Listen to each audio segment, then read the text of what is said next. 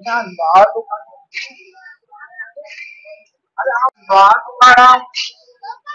ज्ञानोबा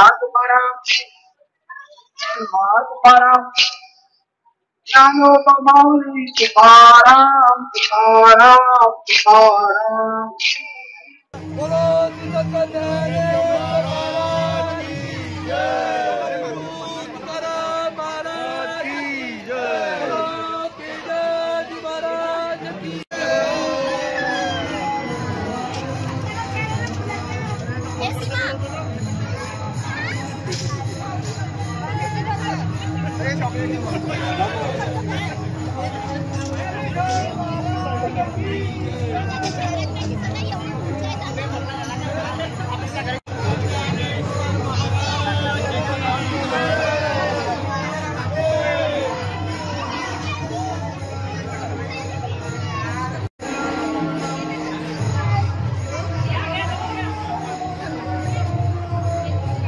नागपूरच्या दसरा रोडवरील सार्वजनिक हनुमान मंदिरात संत ज्ञानेश्वर महाराज समाधी सोहळा 24 ते 30 नोव्हेंबर 2024 दरम्यान आयोजित करण्यात आला आहे।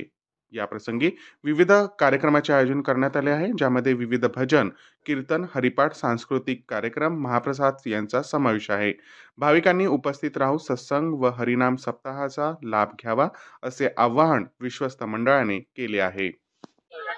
आतापर्यंत कोणकोणते कार्यक्रम झाले आणि पुढील कार्यक्रम कोणते होणार? माऊली ज्ञानेश्वर महाराज समाधी सोहळा हा जो आहे हा 119 वर्ष आमच्या दसरा रोड राहतेकरवाडी साजरा होत आहे। ही आमची तिसरी ते चौथी पिढी समजा इथे सुरू आहे। म्हणजे हा कार्यक्रम 119 वर्ष म्हटलं म्हणजे हा अजून पण तसं त्याच पद्धतीने त्याच जल्लोषात सुरू राहते। आणि मी तुम्हाला खात्री देतो की यापुढे पण या कार्यक्रमात कोणतेही राजकारण न होता हा कार्यक्रम यापेक्षा पण छान समोर पण पुढे चालत राहील। आता काल भारूड झालं, परवा कार्यक्रमाची सुरुवात झाली। आज तुम्ही पाहू शकता की एवढा मोठ्या जल्लोषात सर्वांनी मिळून ही पालखी शोभायात्रा काढलेली होती। त्याच पद्धतीनं उद्या इथं मोठ्या प्रमाणात गोपालकाला असते। आमच्या इथे 12 ते 16 पोत्यांचा गोपालकाला असते। त्याच्यानंतर परवा महाप्रसाद जो आहे 6 ते 7 हजार लोकांचा हा महाप्रसाद इथे साजरा होतो। या आधी पंगत राहत होत्या, परंतु आता कालांतराने बदलून इथे बफे राहते। तुम्ही महाप्रसाद मध्ये पण पाहू शकता की संपूर्ण नागपुरातून डाळभाजी ही आमच्या वस्तीतली फेमस असल्यामुळे सर्वीकडले लोक ही डाळभाजी खायला आमच्या मंदिरामध्ये येतात। आणि कार्यक्रमानंतर आम्ही 1 तारखेला आनंद मेळावा ठेवलेला आहे। या वर्षीपासून सुरुवात तो आनंद मेळावा पण यावेळी आम्ही चांगल्या पद्धतीने पार करणार आहोत। असा ज्ञानेश्वर महाराज समाधी सोहळा राहतेकरवाडीत सार्वजनिक हनुमान मंदिर पार होतो आणि हा होता। काय सांगाल? आमच्या या सार्वजनिक हनुमान मंदिरामध्ये 119व्या वर्षी हे ज्ञानेश्वर महाराज माऊली समाधी सोहळ्याचं सुरू आहे। दरवर्षीचा असा सोहळा आमच्या या सार्वजनिक हनुमान मंदिरामधनं निघत असतो। प्रत्येक भाविक आम्हाला सहकार्य करत असतो आणि हा सोहळा 119 वर्षापासून आमच्या मंदिरात सुरू आहे। आपण पाहतोय प्रत्येक ठिकाणी शारदा गणपती हे 5-5, 2-4 वर्षात बंद होतात, पण आमचा सोहळा 119 वर्षापासून सुरूच आहे आणि आमच्या एरियातली सर्व भाविकांचा आम्हाला सहकार्य लाभत असते। असाच हा सोहळा दरवर्षी सुरूच राहावा। आमच्या या सोहळ्यामध्ये 4-5 हजारांचा महाप्रसाद सुद्धा होतो।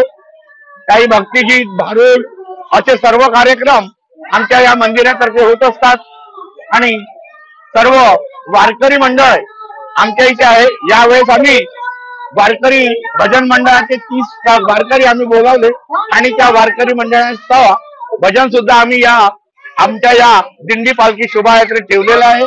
असा हा आनंद आमच्या या मंदिर कमिटीतर्फे दरवर्षी साजरा हो हीच परमेश्वर चरणी ज्ञानेश्वर माऊली चरणी प्रार्थना करतो।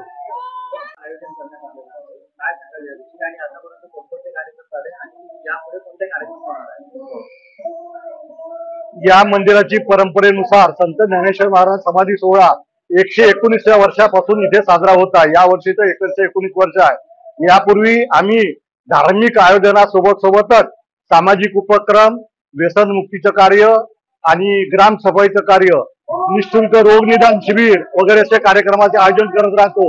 लहान पोरांना हरिपाठातल्या पुस्तकं वाटप, त्यांना ड्रेस देणे, त्यांना हरिपाठ शिकवणे, त्यांच्यातील आध्यात्मिक संस्कार रुजवणे अशी ही परंपरा या देवळाची सुरू आहे।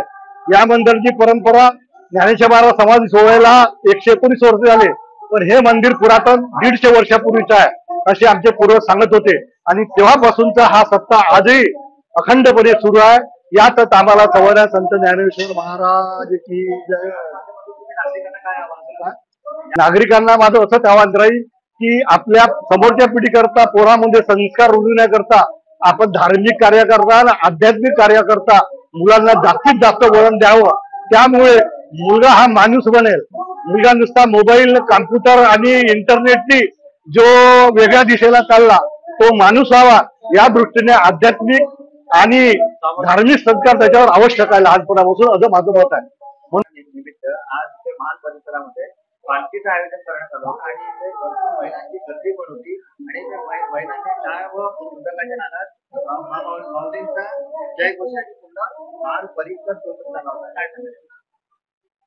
आमचा हा ज्ञानेश्वर महाराजांचा पुण्यतिथीचा जो सोहळा आहे याला 119 वर्ष पूर्ण झालेली आहे. आम्ही अगदी लहानपणापासून ह्या समाधी सोहळ्याला उपस्थित राहतो. आज आमचं माहेर येथलं आणि सासर आमचं तिकडे आहे तरी आम्ही या समाधी सोहळ्याला आवर्जून उपस्थित राहतो आणि या महाराजांची कृपा आहे की हा कार्यक्रम दरवर्षी अगदी उत्साहाने दरवर्षी मोठ्या प्रमाणात साजरा होतोय. इतर महिलांना तुम्ही काय आवाहन करा? काय इतर महिलांना काय आवाहन करा? इतर तरुणांच्या माध्यमातून काय आवाहन करा? मी सगळ्या महिलांना हेच सांगेल की बा इथे खूप छान प्रोग्राम होतो आणि सगळ्या महिलांनी इथे सगळ्यांनी या प्रोग्रामचं काय म्हणते उपस्थित राहून सगळ्यांनी आनंद करावा आणि सगळ्या महिलांनी या माऊलीचं आदर सत्कार सुद्धा करून आपण सगळ्या महिलांनी मोठा साजरा प्रोग्राम नेहमी वर्षी साजरा करा आणि मुलांवर पण खूप छान संस्कार मिळतात तिथे. आणि ते कसं प्रत्येक वर्षी प्रत्येक हिच्यामध्ये कीर्तन आणि प्रत्येक हिच्यामध्ये ज्ञानेश्वर माऊलींचं खूप प्रकारे इथे जे कीर्तन करणारे येतात आहे जसं की चांबट महाराज आहे अजून काही आहे महाराज ते येतात आणि भरपूर आईविषयी म्हणा किंवा पोरांच्या संस्काराविषयी भरपूर काही सांगतात. त्यामुळे पोरांनाही थोडंसं ते काहीतरी नॉलेज मिळते आणि त्यामध्ये क्लिक होते त्यांच्या डोक्यात पण त्या सगळ्या गोष्टी पण. हॅलो आई, तू बटाट्यामध्ये कोणता मसाला टाकतेस ग? वांगी बटाटा असो की मिसळ तर्री चणे का मसाला ढेमस जी चव बनवितो एकच नंबर मसाला सगळ्यात हा फेमस जी गोडा मसाला जी नाव हाय सुरुची सुरुची गोडा मसाला डोळे मिटून निवडा.